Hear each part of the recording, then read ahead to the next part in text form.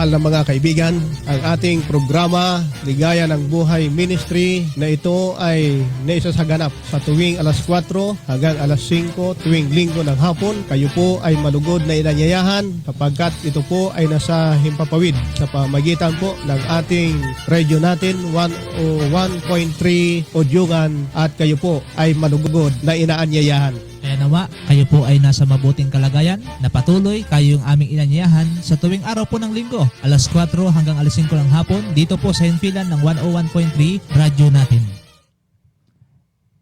Isa pong mapagpalang tanghali sa inyong lahat, mga minamahal po naming mga kaibigan, minamahal po naming mga kapatid. Kamusta po kayo? Sa pangalan po ng Pangulo Seventh-day Adventist Church, sumasa inyo po mga tahanan ang programang Ligaya ng Buhay Ministry. Bago po natin batiin ang ating pong mga kapatid, mga kaibigan, mga sponsor po ng ating programang ito, ay ating pong maririnig ang ating pong theme song.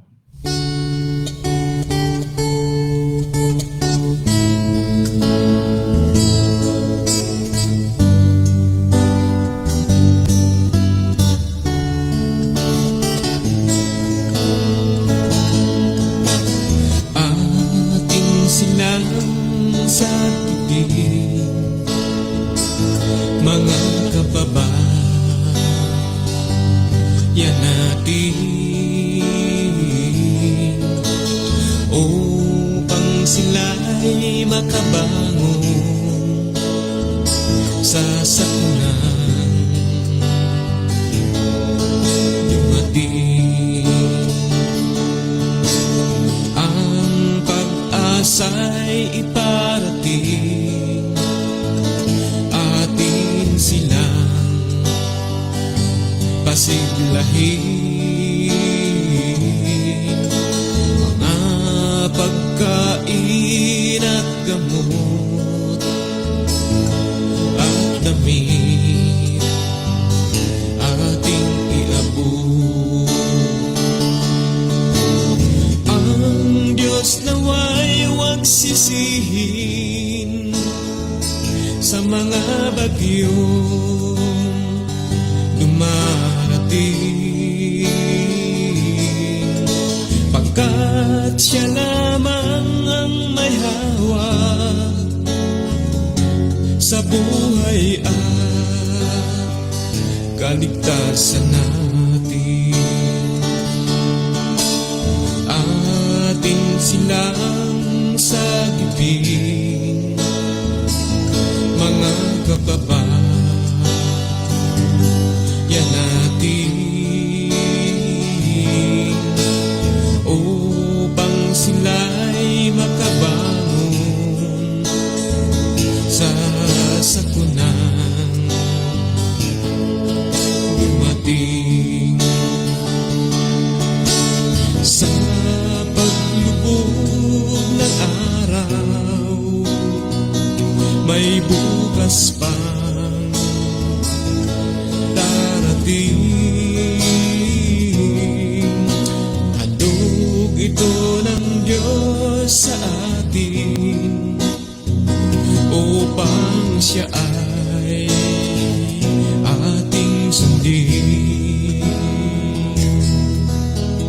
Atin silang sagipin, mga kababayan natin.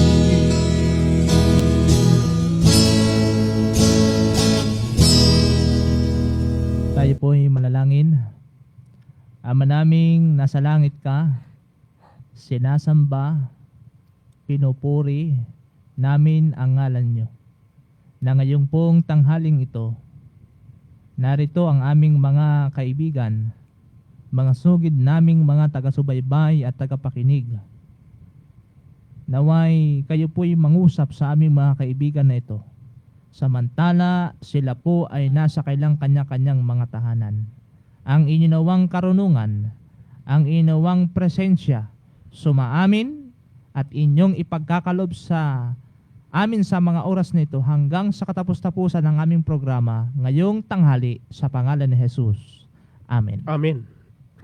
Isa pong mapagpalang tanghali sa inyong lahat, mga minamahal po naming mga kaibigan, minamahal po naming mga kapatid.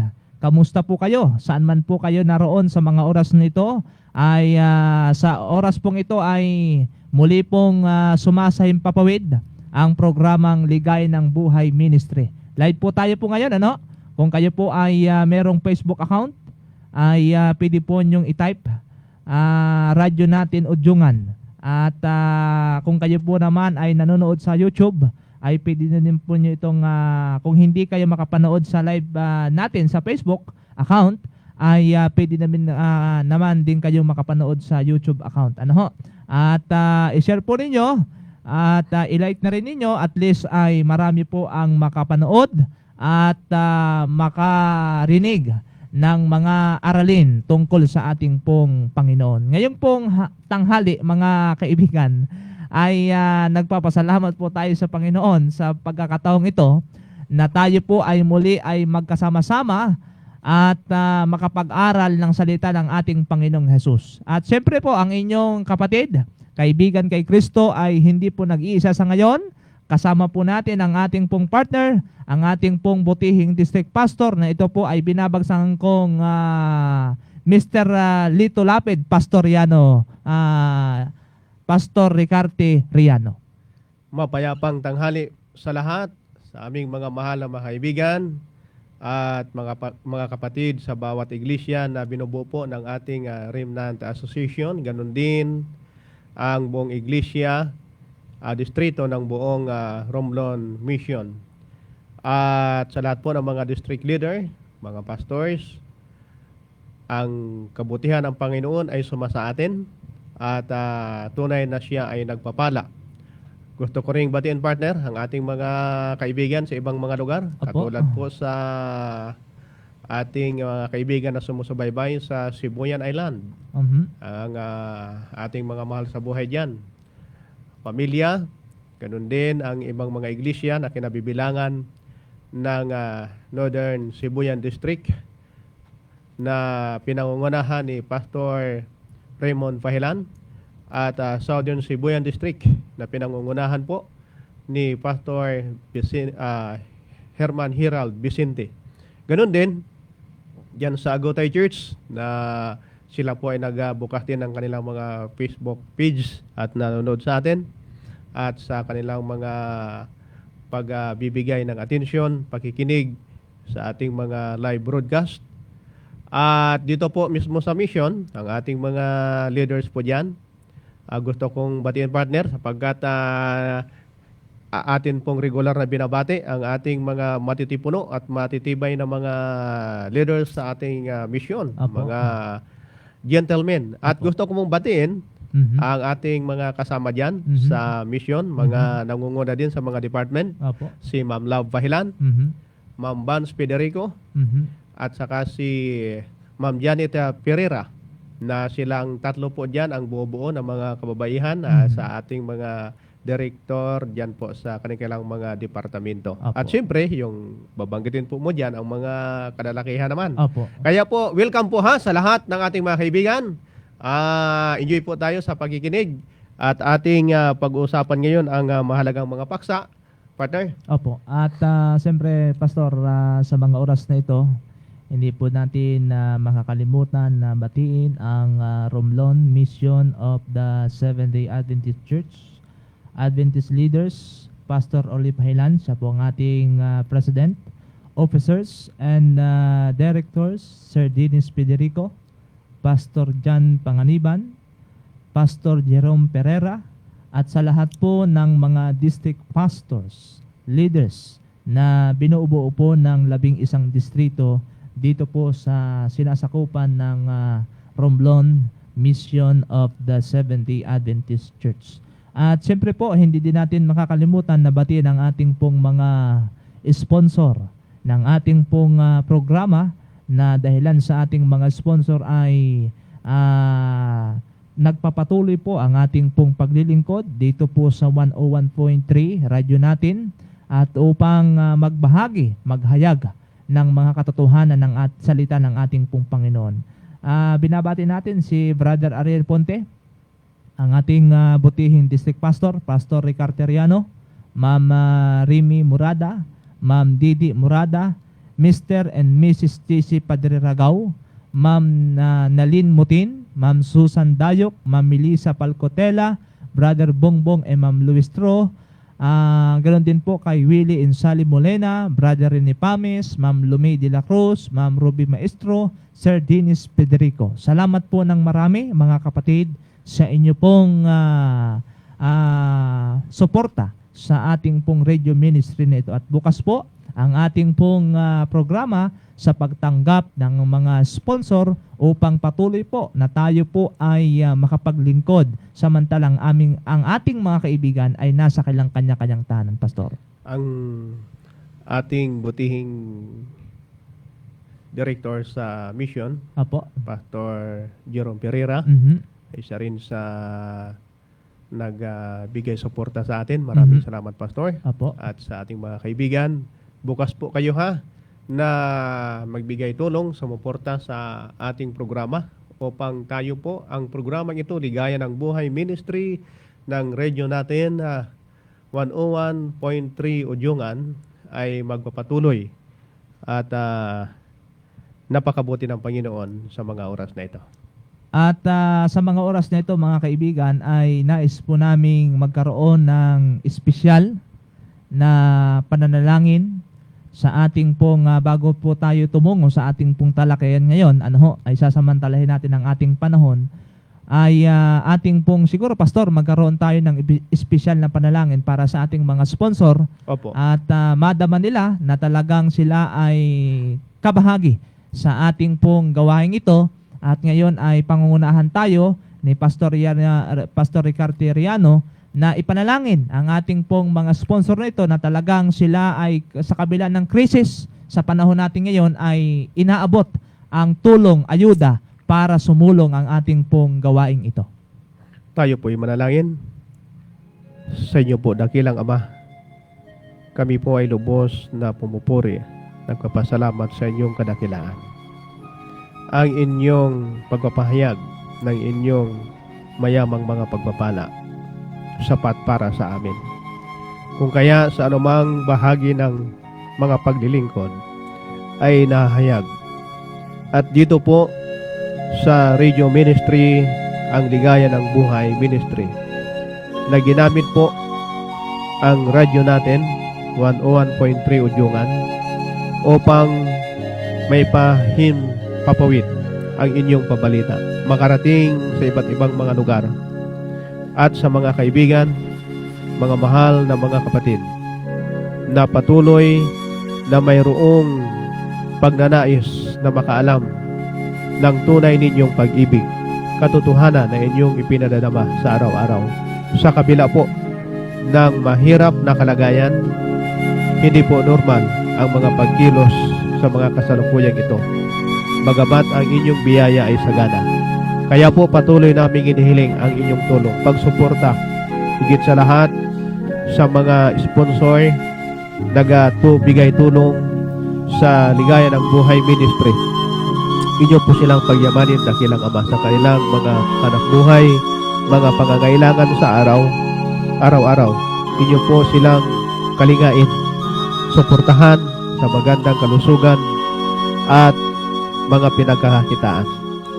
At marami pa po ang tutulong sapagkat bukas po ang palad ng mga kapatiran sa inyong tulong, dakilang Ama, na sila ay makikisangkot sa gawaing ito ng paglilingkod. Purihin kayo, sambahin kayo, at ito po ay aming hinihiling ay inyong patuloy na pag-aruga ay matanggap ng lahat sa pangalan ni Jesus. Amen. Amen. Sa oras na ito, mga kaibigan, ay salamat ng marami sa aming pong mga kapatid na inyo pong pagsuporta sa ating pong programang ito. Kung hindi po dahil sa inyo, ay wala po. Wala po tayo ngayon at sa gantong kaparaanan ay tayo po ay makakapaglingkod sa ating mga kaibigan at mga kapatid. Ating ko pong binabati yung ating mga sinasakupan dyan sa area ng Pangulo Church. At sa ngayon tayo po ay nagsasagawa pang-apat na gabi, Pastor, Opo. ng ating care group evangelism Yan. na sa ngayon po ay last night na mamaya. Aha. At sa Sabado ay tayo po ay magkakaroon ng banal na bautismo sa mga kaibigan, isang family na handang tumanggap sa ating pong Panginoon. Purihin ang Panginoon sapagkat may mga mahalin niyang mga anak na handang tumugon sa pabalita at ang resulta po ng mga pagpapahayag na ito ay ang kanilang pagtanggap sa pamamagitan ng sagradong bautismo na gaganapin po natin bukas. Ayan, at nanonood sa atin ngayon si Pastor Jerome Pereira. Pastor Yano, thanks daw sa pagbati, sabi ni Ma'am Love. Siya ay nanonood ngayon. Opo. Opo, sa mga kapatid natin, mga directors natin, mga pastor natin na sumusubaybay nanonood po sa mga oras na ito, kung gusto po ninyo na makasama sa ating talakayan, Pastor Yano, Opo. ay pwede po natin silang maging caller. Tatawag po kayo sa aming pong landline o sa cellphone number. Ano po, pwede po kayong tumawag ngayon sa 0927-631-4780. At pwede po kayong makasama sa ating pong talakayan sa tanghaling pong ito. Ngayon, mga minamahal kong mga kaibigan, Pastor Yano, hindi na tayo magpapatumpik-tumpik pa. Okay. Tayo ay magtutungo na sa ating pong talakayan sa mga oras pong ito. Ng ating paksa ay merong pong pamagat na papaano mo manalaman na ikaw ay lumalago. Yon. At merong kaakaibat dito na salita sa paglago ay kinakailangan na makitaan tayo ng isang tunay na pagsunod. Pagsunod. Ito'y isang gawain. Mhm. Pag sinabing pagsunod, meron kang dapat na gagawin. Mhm. Meron pong isang bata na si Luis ang nanalo sa isang paligsahan sa pahayagan na may paksa, sino ang nais kong maging katulad. Oh. Yun yung kanilang sinalihan, ano ho, na pinili ang mga ngaral na si Billy Graham. Sumulat si Billy sa bata na si Dan. Ako'y lubhang naparangalan at napakumbaba. Ako din ay bumili sa isang tao na nais kong maging katulad niya. Ako ay lubhang nabigo sa maraming pagkakataon, ngunit taos puso kong idinadalangin na ako'y patuloy na lumago at maging katulad ni Jesus. Mayroong pangyayari, partner, sa buhay Kristiyano Opo. na ito ay nagiging karanasan ng ating mga kapatid na mayroong hinahangaan sa loob ng iglesia. Mhm. At ang kanilang paghangang ito ay nagiging bukal o daluyan na kung paano sila ay nagiging masigasig. Mhm. Bagamat kapag ang hinahangaan nilang taong ito ay nawala, Yun. hindi na nagpakita o kaya ay umalis, ang kapatid na ito o ang kaibigan nating ito ay nanghihina na rin. Ano kaya ang nasa kanilang saloobin? Ano kayang saloobin ng mga kaibigan natin ganito na yung tiyatawag na paghanga ay nandoon? Kasi pastor, hindi maiwasan sa isang tao yung magkaroon ng idolo. Okay. Yung paghanga. Oh. Kung ikaw'y magaling kang umawit, ay minsan ay nagiging dahilan yun para siya'y mapalapit. Yun lang ang naging dahilan. Humanga lang siya, kaya lagi siyang naroroon. Pero kapag nawala na yung taong yon, na kaya lang siya pumupunta doon dahil lang pala doon kasi in love siya, no? Hanga siya, pero pag nawala na yung taong yon ay wala na rin siya. Yan. Pero mga minamahal kong mga kaibigan, ngayong pong tanghaling ito yung ating pag-uusapan. Paano ba malaman na ikaw ang isang tao ay lumalago sa pamagitan ng pagsunod? Kasi hindi ka naman lalago kung wala tayong pagsunod eh. Opo. Ngayon, ang lihim na paglago, mga kaibigan, mga kapatid, at pagiging katulad ni Kristo ay ang paggugol ng panahon sa Kanya. Ang paglago ay natural na pangyayari kapag malakas ang ating relasyon sa Diyos. Hindi pa rin nawawala ang ating pakikipag-ugnayang maganda sa ating Panginoon. Opo. Ang ating matibay na pakikipagrelasyon. At ito ay nagiging dahilan Mhm. kung papaano tayo ay lumalago. At ito daw ay tinatawag isang natural na pangyayari. Opo. Bagamat ating papansinin ang isang katanungan, partner, Opo. na ang sabi po, papaano inilarawan ni Jesus ang paglagong Kristiyano at ano ang magiging resulta ng malapit na kaugnayan sa Kanya. Ating pong basahin ang aklat sa aklat ng Juan 15, ang talata ay 5. Ito po ang pagpapahayag sa Kapitulo 15, ang talata ay 5 ng Juan. Ako ang puno ng ubas, Opo. kayo ang mga sanga. Mhm. Ang nananatili sa akin at ako'y sa kanya ay siyang nagbubunga ng marami. Sapagkat kung kayo'y hiwalay sa akin, ay wala kayong magagawa.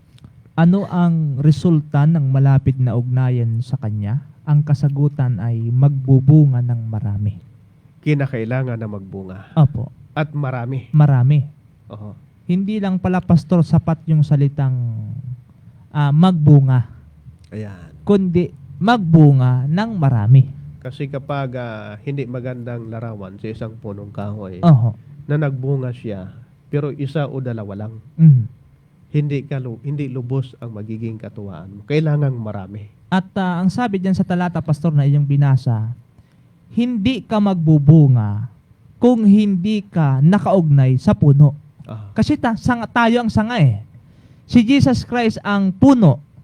Kung tayo ay hindi nakaugnay sa puno, ang sanga ay talagang hindi ito magbubunga, mga minamahal kong mga kaibigan. At ang wika, upang ikaw ay magbunga kung mananatili ka kay Jesus.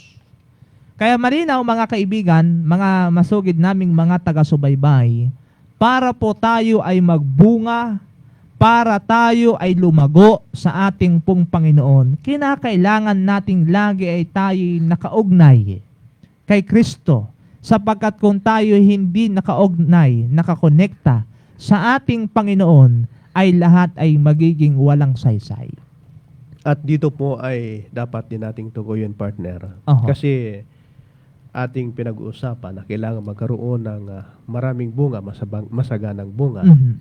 Pero paano natin sasagutin ang katanungan, ano ang bunga? Merong pinapayo at nakasulat sa Biblia sa aklat ng Galatia 5 ang talatay 22 hanggang 23. Atin pong titingnan, mga minamahal na taga-subaybay, mga kaibigan, kung ano po ang pagpapahayag ni San Pablo Mhm. sa kung ano ang bunga. Mhm. Binabanggit po niya sa aklat ng Galatia 5, ang mga talata ay 22 at 23. Datapwat ang bunga ng Espiritu ay pag-ibig, katuwaan, kapayapaan, pagpapahinuhod, kagandahang loob, kabutihan, pagtatapat, kaamuan, pagpipigil, laban sa mga gayong bagay ay walang kautusan. Abay, maraming bunga, Pastor. Oho, at kung ating bibilangin ito ay mga siyam ito. Oho. Siyam. Bunga. Oho. Ito ba ay literal na bunga, partner? Sa pag-aaral ay yan po ay pwede nating sabihin literal. Oho. Na bunga sapagkat kung tayo ay merong ugnayan sa Panginoon, relasyon sa Panginoon, ngunit hindi nakikita sa atin yung bunga, ay hindi maaring sabihin ikaw ay nakaugnay o may relasyon sa Diyos. Aha. At lalahanin natin, mga ginigiliw na mga kaibigan, Mhm. na ang bungang Indo ay hindi tumutukoy sa bunga katulad ng prutas Opo. ng isang punong kahoy. Kung di ito ay isang tiyatawag na katangian o karakteristik ng isang tao, na ito ay ibinigay ng Panginoon sa pamagitan ng banal na Espiritu. Kaya nga, Pastor, binabanggit dyan sa pag-aaral natin, na kung ano yung karakter ni Kristo, yun din dapat yung maging karakter natin. Aha. Sapagkat siya yung ating puno, tayo yung mga sanga. Kasi nakaugnay tayo kay Kristo eh. Ano? Nakaugnay tayo kay Kristo. Ngayon, kung ikaw ay hindi nakaugnay kay Kristo, at sa kaaway ni Kristo ikaw nakaugnay, edi yun yung bunga. At kinakailangan na tayo ay nakakabit palagi. Palagi, nakakonekta. Oho. Marahil ikaw at mga tao sa inyong paligid, mga kaibigan, mga kapatid, ay napapansin na lumalago ang ilang bagong katangian. Ang mga bagay na iyong kinamumuhian noon, ngayon ay gusto mo nang gawin. Noon ay pinag-aalinlangan, ngunit ngayon ay sinasampalatayanan na. Hindi kasakdal, ngunit ang iyong karanasan, Kristiyano ay patuloy na nakakakita sa ating mga gawa at salita, at ito ay bunga ng inyong relasyon kay Jesus. Bunga ng relasyon kay Jesus. Opo. Kaya nangangahulugan, Pastor, na talagang yung bungang ito ay nakikita sa atin. Aha. Kasi tayo ay nagiging ilaw sa lahat ng mga tao. Totoo nga talaga itong taong ito, talagang nagbago na. Dati ang hawak-hawak red horse, ngayon Bible na. Ay talagang may nakikita. Nakikita. Sapagat ang sabi nga, kung mayroong pagsunod, may bunga na mahayag, ito ay makikita sa kung ano tayo ngayon. Opo. Dati na pagkatao, ngayon ay bagong pagkatao kay Kristo. Kay Kristo. Opo. At nahayag po ang tinatawag diyan na mga bunga ng Espiritu Santo. Opo. Kaya nga, Pastor, ang bunga ay ang lihim ng paglago at pagiging katulad ni Kristo ay yung lagi kang gumugugol ng panahon kay Kristo. Mas malamang yung ibinibigay mo na panahon sa Diyos kaysa sa makasanlibutan ng mga bagay. Kasi, kung wala kang panahon, pagugol ng panahon sa ating Panginoon, hindi tayo lalago. Hindi tayo magiging katulad ni Kristo. Sapagkat, ito yung tinatawag na araw-araw ikaw, minuto, oras-oras, kinakailangan ikaw ay makipagrelasyon kay Kristo. Kaya po mga mahal na mga kaibigan, baka ang ating paggugol ng mga bagay ay mas higit ang mga bagay ng sanlibutan Opo. kaysa sa ating Panginoon. Hindi po dapat na mangyari ito sa atin. Partner, Oho. kung ang mga bunga na ito ay binabanggit, na ito ay may kaakibat na tinatawag na pananampalataya, ang katanungan ay, ano ang bunga ng pananampalataya? Alamin natin sa sulat ni Santiago 2, ang talata ay 14 hanggang 17. Ito po mga minamahal na mga kaibigan ang pagpapahayag sa Kapitulo 14. Anong pakikinabangin, mga kapatid ko, kung sinasabi ng sinuman na siya'y may pananampalataya, ngunit walang mga gawa, makapagliligtas baga sa kanya ang pananampalatayang iyan? Kung ang isang kapatid na lalaki o babae ay hubad at walang kakanin araw-araw, at ang isa sa inyo ay magsabi sa kanila, magsiyaon kayong payapa, kayo'y mangagpainit at mangagpakabusog, at gayon may hindi ninyo ibinibigay sa kanila ang mga bagay na kinakailangan ng katawan, anong papakinabang dito? 17. Ganon din naman ang pananampalataya na walang mga gawa ay patay sa kanyang sarili. Aba, napakalinaw, Pastor. Ano ang bunga ng pananampalataya? Aba, napakalinaw. Yung binabanggit, yung pinatawag na pagsunod. Pagsunod ng tunay. Pagsunod. Kasi kung ikaw naman ay sumasampalataya, wala namang gawa, ay di patay. Ayan po ang pagkakabanggit ng Santa Biblia. Oho.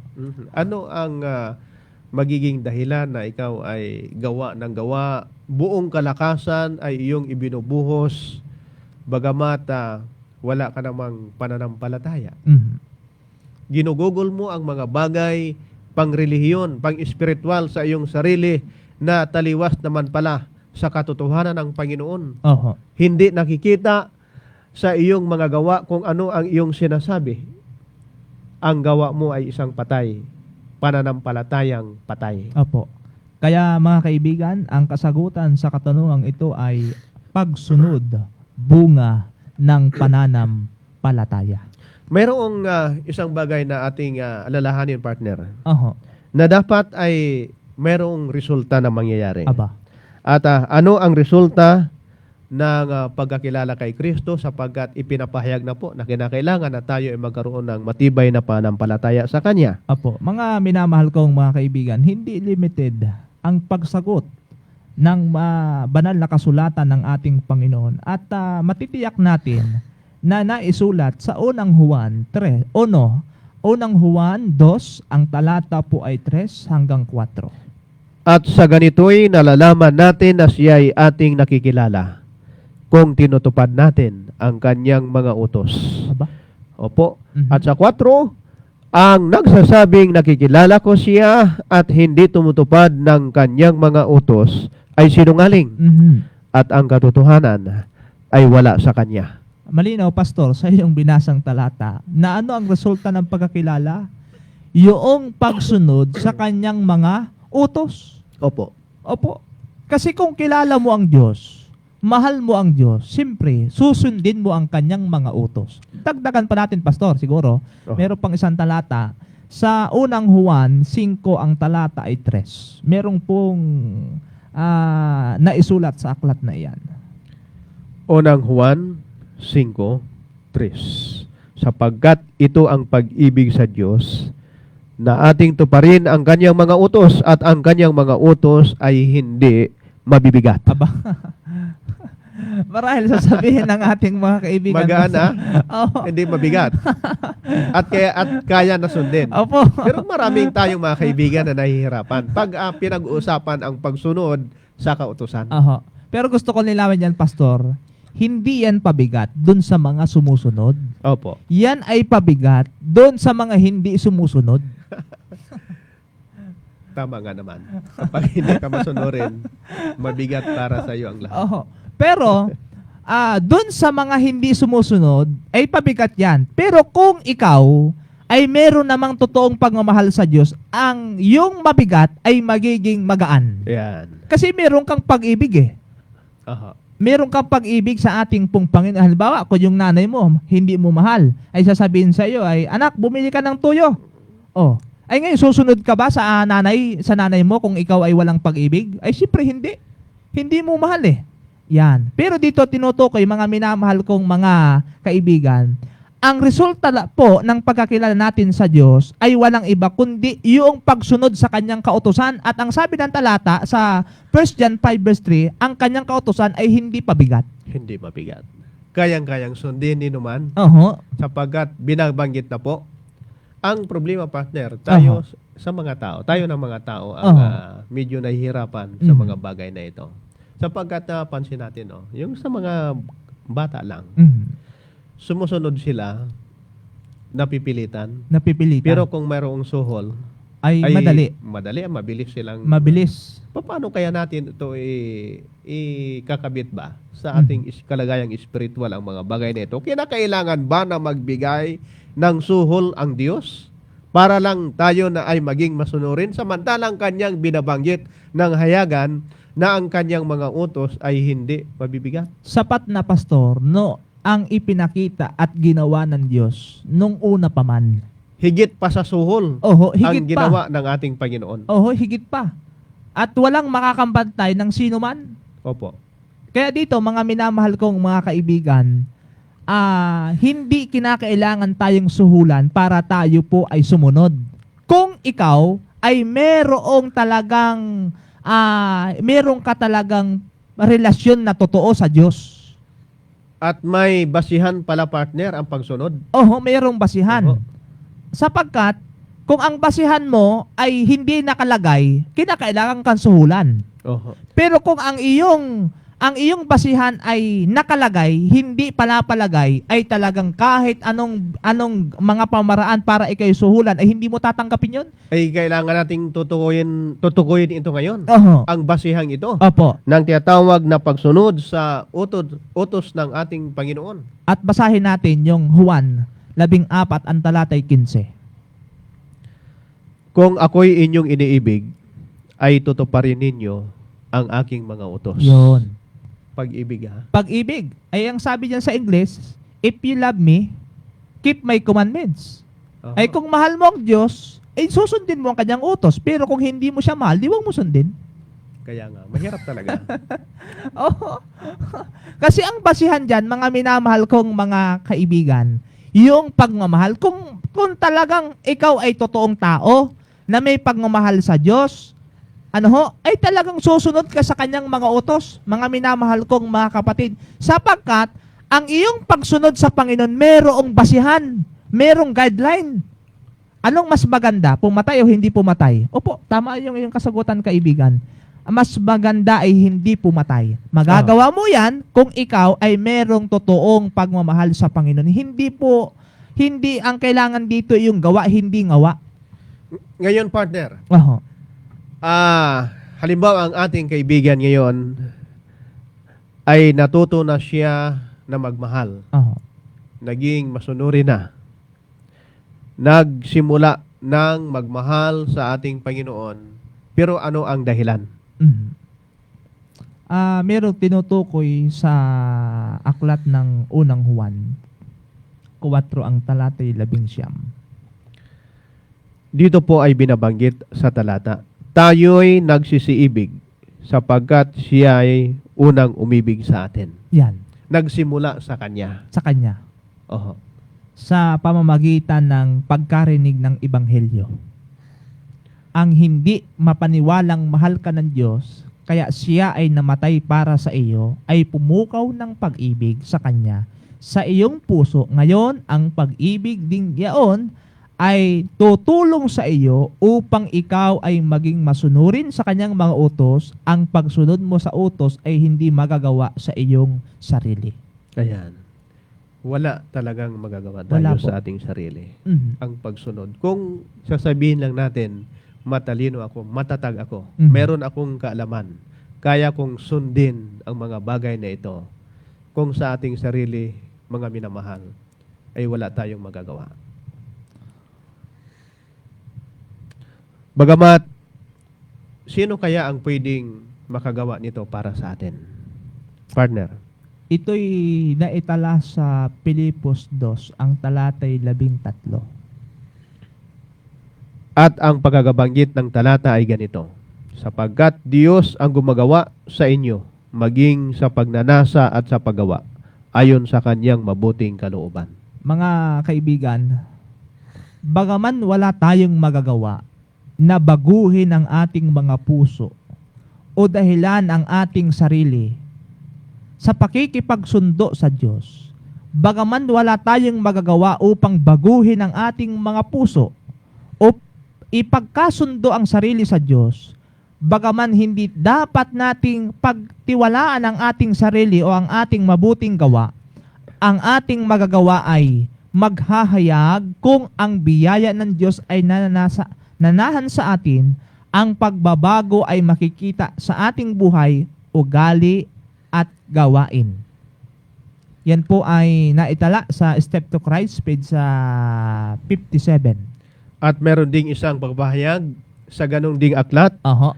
Ang page po ay sa 61. Ang sabi po, hindi natin natamo ang kaligtasan sa pamagitan ng pagsunod. Mhm. Sapagkat ang kaligtasan ay walang bayad na kaloob ng Diyos na tinatanggap sa pamamagitan ng pananampalataya. Ngunit, ang pagsunod ay bunga ng pananampalataya. Kaya mga kaibigan, kapag mahal mo ang Diyos, nanaising mong sumunod sa Kanya. Oho. Talagang may tiyatawag na marubdob o mainit ang iyong pagnanasa na sumunod sa kalooban ng ating Panginoon. Oho. Pwede kaya, pastor, na yung pagsunod sa utos ng Diyos ay mini-mini? Para yung sa elementary school, yung Pagbatang mo, no? o pagkuha ng sagot mini-mini. Pwede kaya, anong mga utos ang Nagpipila, no? nais ka mo dapat sundin? Oo. Meron kayang... Oo. At meron pong pagpapahayag ang Santa Biblia sa mga bagay na ito. Kung dito po sa nakatala sa Kapitulo 13 ng Juan, ang versikulo po ay 34 hanggang 35. Ito po ang pagpapahayag. Isang bagong utos ang sa inyo'y ibinibigay ko, na kayo'y mangag-ibigan sa isa't isa, Opo. na kung paanong iniibig ko kayo, ay mangag-ibigan naman kayo sa isa't isa. 35. Sa ganito'y mga kikilala ng lahat ng mga tao na kayo ay aking mga alagad, at kayo'y may pag-ibig sa isa't isa. Yun. Malinaw, pastor, na anong mga utos ang nais mo sundin? Yung tinatawag na love each other. Ayan, pag-ibig. Walang makakahigit pag ang pinag-usapan ay ang pag-ibig. Pag-ibig. Oo. Kaya dito, mapapansin natin, mga kaibigan, na talagang kung wala kang pag-ibig sa Diyos, totoong pag-ibig sa Panginoon, hindi mo masusunod na sundin ang kanyang kautosan. Kaya ang key pala, pastor, na nakikita ko dito, ang key para sa pagsunod sa utos ng Panginoon ay yung love. Aha. At pinag-uusapan natin yung tungkol sa pag-ibig. Ano nga ba, partner, ang pag-ibig? Aha. Ano ba yung pag-ibig? At basahin po natin yung nasa aklat po. Ano ho? Nasa aklat ng Roma 13, verse 8 to 10. Ito po ang pagpapahayag. Huwag kayong magkautang ng anupaman sa kanino man, maliban na sa mga ibigan kayo, sapagkat ang umiibig sa kanyang kapwa ay nakaganap na ng kautusan. 9. Sapagkat ito, huwag kang mangangalunya, huwag kang papatay, huwag kang magnanakaw, huwag kang mananakim, at kung mayroon pang ibang utos ay nauuwi sa salitang ito, sa makatuwid bagay, ibigin mo ang iyong kapwa na gaya ng sa iyong sarili. 10. Ang pag-ibig ay hindi gumagawa ng masama sa kanyang kapwa. Ang pag-ibig nga ay siyang katuparan ng kautusan. So ang buod pala ng kautusan, pastor, ay umuuwi sa pag-ibig sa ating kapwa. Opo. At ito ay naglarawan ng likas ng ating Panginoon. Oho. Ang kanyang kautusan. Kaya sinabi niya, mangag-ibigan Ibigan kayo, kayo. sapagkat siya ang unang umibig Sa atin. Hindi pa tayo umiibig, kaibigan, sa Panginoon. Siya na ang unang nagmahal sa atin. Opo. At ang pag-ibig, ang pagkabanggit po ng talata, Mhm. ay siyang katuparan Mm. ng kautusan. Na enumerate po ang mga bahagi ng mga kautusan sinasabi. Mhm. Ayan po. At yan po ay nagpapatungkol lamang kung anong bigat na dapat na mayroon tayong higit na pagkakilala ng ating pag-ibig sa ating kapwa. Na dapat ito ay maganap at mangyayari sa ating mga sarili. So nangangahulugan, pastor, na ang pagsunod sa kautusan ng Panginoon ay kalakip yung pag-ibig. Opo. Ngayon, mga minamahal kong mga kaibigan, marahil katanungan din natin ito, pastor, paano nilarawan ni Jesus na ang pag-ibig ay pagsunod sa kautusan? Ayan po. Meron pong pagpapahayag sa aklat ni San Mateo. Sa Mateo 22, ang mga talata po ay 36 hanggang 40. Ito po ang pagpapahayag. Guro, alin baga ang dakilang utos sa kautusan? At sinabi sa kanya, ibigin mo ang Panginoon mong Diyos ng buong puso mo at ng buong kaluluwa mo at ng buong pag-iisip mo. Ito ang dakila at pangunang utos. 39. At ang pangalaway, katulad na ay ito, ibigin mo ang iyong kapwa na gaya ng iyong sarili. 40. Sa dalawang utos na ito'y nauuwi ang buong kautusan at ang mga propeta. Ang sabi diyan, mga kaibigan, mga kapatid, kung inyo pong titignan yung 10 utos, yung nakatala, Pastor, sa Exodo, Aha. Exodo 20 verse 3 to 17. Kung titingnan mo, kaibigan, kung papaano ang pag-ibig ay siyang katuparan ng bawat isa. Halimbawa, huwag kang magkakaroon ng ibang Diyos sa aking harapan. Kung tunay mong mahal ang Diyos, kaibigan, maglalagay ka ba ng ibang Diyos sa harapan niya? Yeah. Ay, siyempre, hindi. Ay, oo. Oho. Tingnan mo rin ang ika-6 na utos. Huwag kang papatay. Ah. Kung mahal mo ang iyong kapitbahay, papatayin mo ba siya? Ay, siyempre hindi. Mahal mo siyempre. Hindi po pwede yan. Aba, hindi talaga, di ba?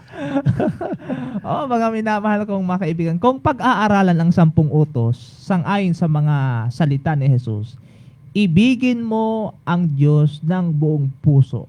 Ibigin ang iyong kapwa katulad ng iyong sarili. Makikita mo na ang pag-ibig ay siyang tanging paraan upang sumunod ang lahat ng utos. Ang pagsunod natin sa unang 6 na utos ay nagpapakita ng pag-ibig sa Diyos. Ang huling 4 ay nagpapakita ng pag-ibig sa tao. Kaya nahati po sa dalawa. Opo. Ang kautusan, binabanggit naman ng Santa Biblia. Opo. Nauuwi sa dalawa.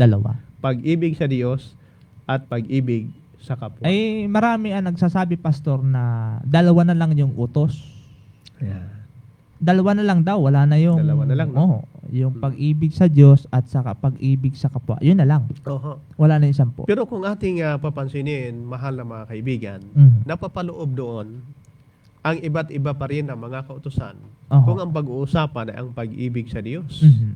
At ganun din sa pag-ibig sa tao, ay meron din mga sinasabi ang banal na kasulatan kung ano ang ating gagawin Mhm. patungkol po sa pag-ibig sa tao. Kaya wala pong pagbabago. Walang pagbabago. Kaya nga, Pastor, ang ating Panginoong Hesus ay nagbigay ng halimbawa sa pagsunod. Oho. Si Jesus ay nabuhay ng isang sakdal na pag-ibig at pagsunod sa Diyos. Opo. Pansin natin kung papaano lubusang sinunod niya ang utos ng kanyang ama. Ano ho, mga minamahal kong mga kaibigan, sa kanyang buhay, kaya marahil ay itatanong din natin sa mga oras na ito, anong sinasabi niya na gawain niya gaya siya ay pumarito? Ito po ang pagpapahayag ni San Juan sa kanyang aklat na nakatala sa kapitulo 6. Oho. Ang talata ay 38. Sapagkat bumaba akong mula sa langit, Mhm. hindi upang gawin ko ang aking sariling kalooban, kundi ang kalooban ng nagsugo sa akin. Yon. Sa isang tao kaya, partner, Mhm. ano kaya ang iyong mararanasan o masasabi na mapipil mo ba Mhm. na hindi mo naman gusto ay ikaw ay isinugo? Sa ating likas bilang tao, parang mahirap, no? Abay, kung sa akin, kung ako'y susuguin sa isang lugar na hindi ko naman gusto, ayaw ko naman doon. Marami kang sa alang-alang ng mga bagay. Abay, totoo naman. Kahit tayo, marami tayong mga karanasan ng ganyan. Ilalagay ka doon sa kamangyanan. Ilalagay ka doon sa kabundukan. Wala sa city. Siyempre, mabigat sa loob, Pastor. Mahirap, mga minamahal kong mga kaibigan. Pero, kung ang talagang meron kang pag-ibig, kahit na mabigat, gagawin mo yun dahil yun yung ipinag-uutos sa iyo ng Ama na nasa langit. Opo. At ito po ang pagpapahayag ng ating Panginoon sa kanyang mga salita. Mhm. Sangayon sa kanya, saan niya kinuha ang kanyang mga salita. Merong binabanggit sa aklat ni Juan 12. Ang talata po ay 49. Ito po ang pagpapahayag ni San Juan. Kapitulo 49. sapagkat ako'y hindi nagsasalita na mula sa aking sarili, kundi ang Ama na nasa akin ay nagsugo, ay siyang nagbigay sa akin ng utos, kung ano ang dapat kong sabihin at kung ano ang dapat kong salitain. Yan. So, nangangahulugan, Pastor, na yung kanyang mga salita, no narito sa lupa, hindi yung galing sa kanyang sarili, Opo. kundi galing sa kanyang Ama na nasa langit. Kaya, merong pagpapahayag ang ating Panginoon. Mhm. Kung gusto natin siyang tularan, mahal na kaibigan, lagi niyang binabanggit o gusto niyang ito ay matanim sa ating mga puso ang katagang, Opo. ang kalooban mo ang maganap, hindi ang sa kaloob. akin. Opo. Opo. Isang pagpahiwatig lamang na ang ating Panginoon ay mayroong magandang pakikipag-ugnayan sa Ama at ang kanyang pagsunod ay sa pamagitan ng pagkakaroon ng magandang bunga. Nangyayari ito sa kanyang sarili na ang kanyang pagiging masunurin hanggang doon sa krus ng Kalbaryo ay nahayag para sa ating mga kasalanan, para tayo ay magkaroon ng tiyak na kaligtasan, mga minamahal.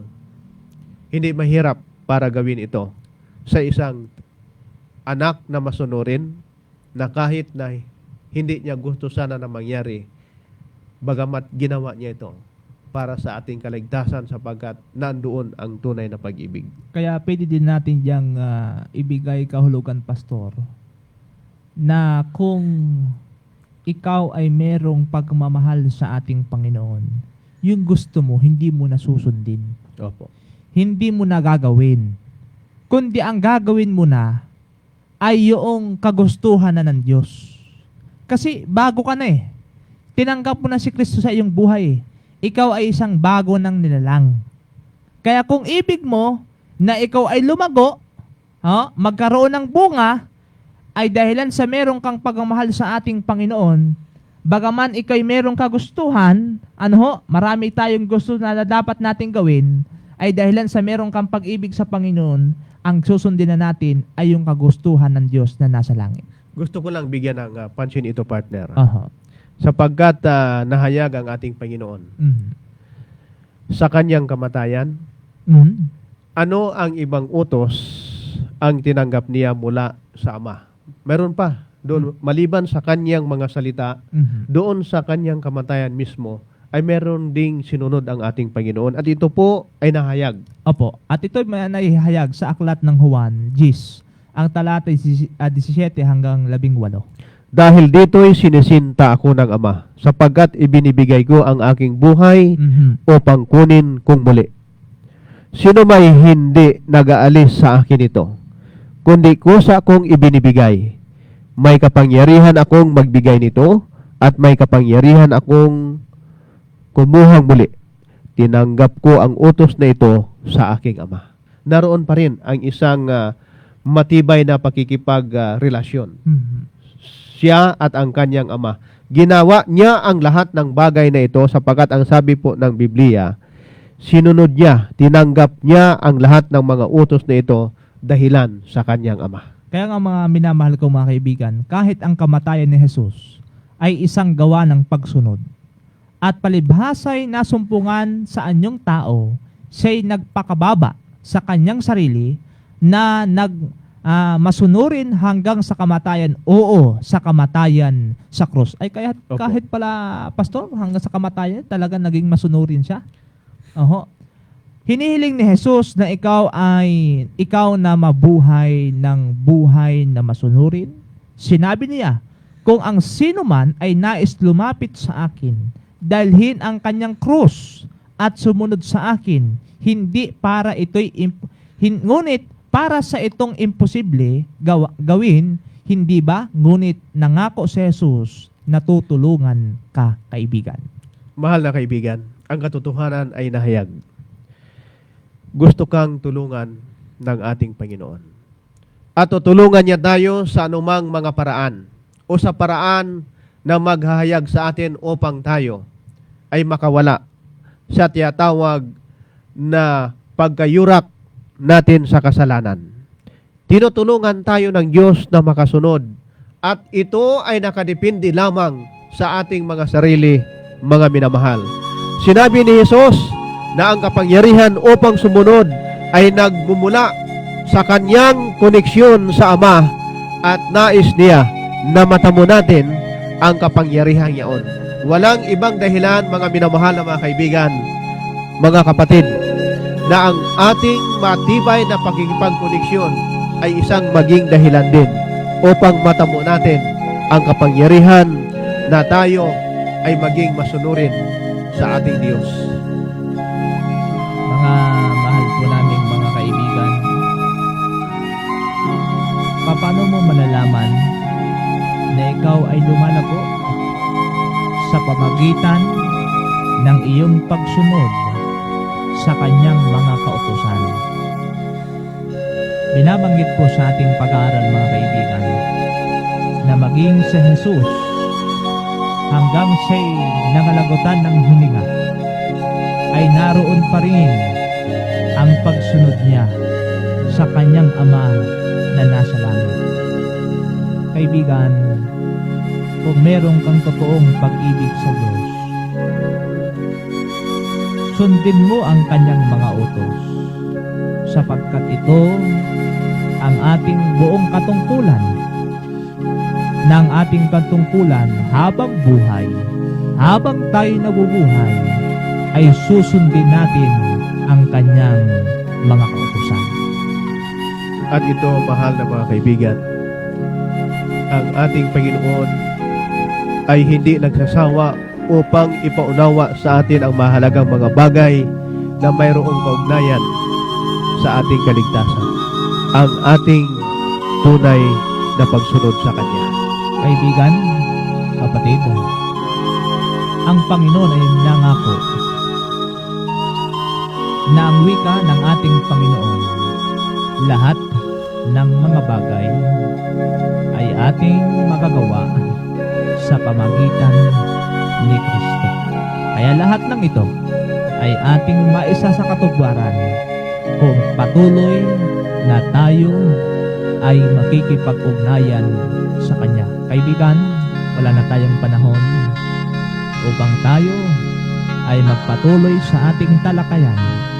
Kaya, sa pagwakas ng ating programa ngayong tanghali, ay aming kayong aanyayahan sa isang panalangin at pangunahan tayo ni Pastor Rian.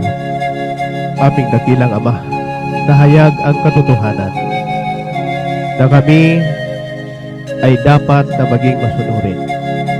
At sa aming pagiging masunurin, dapat na ito ay magkaroon ng bunga. Manatili kami sa inyo. Manatili kami sa pag-ibig at pagsunod sa iyong mga kautusan. Salamat po, dakilang Ama, sa katotohanan ito ng inyong mahal na mga anak, ang aming mga kaibigan, mga taga-subaybay, ay patuloy ninyong kinakalinga, hindi pinababayaan. Mayroong panahon na mayroon kaming pakikipag-ugnayan sa inyo. Aming patuloy na pagbubulay-bulayan ang inyong mga katotohanan, ang inyong mga salita na maghihiwalay sa amin, magbibigay ng kasiyahan at tatag, matibay na pundasyon na kung paano kami may hiwalay sa paggawa ng kasalanan. Kaya po maraming salamat sa mga panahong inyong ibinigay upang kami ay mag-aral ng inyong mga salita sa pangalan ni Jesus. Amen. Okay, muli po mga minamahal ko mga kaibigan, ako po ang inyong kaibigan, kapatid kay Kristo, Brother Jomer Taihon, na nagsasabi, sumain niyo nawa ang ating Panginoon sa mga oras na ito.